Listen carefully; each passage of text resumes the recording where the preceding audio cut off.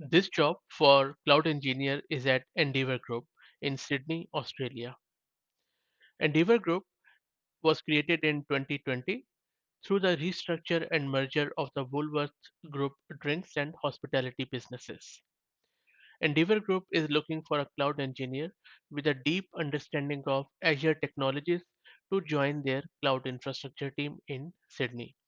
This role is of hybrid nature and requires quite a lot of Azure and bit of GCP technologies to be successful. Now, in order to be really good at this role, you would need to have a thorough exposure into Azure services such as Azure Firewall, Azure App Services, Azure Kubernetes, Bastion Host, VPN, networking, and API management. You should also have experience with Azure governance and compliance by implementing guardrails such as Azure policies and Azure management groups. You should also have experience with Azure pipelines, Helm, and Terraform. Plus, you should be good at Azure DevOps and good exposure into Jira and Confluence. If you have worked in Azure Monitor, dashboards, Azure Application Insights, that should be cool enough.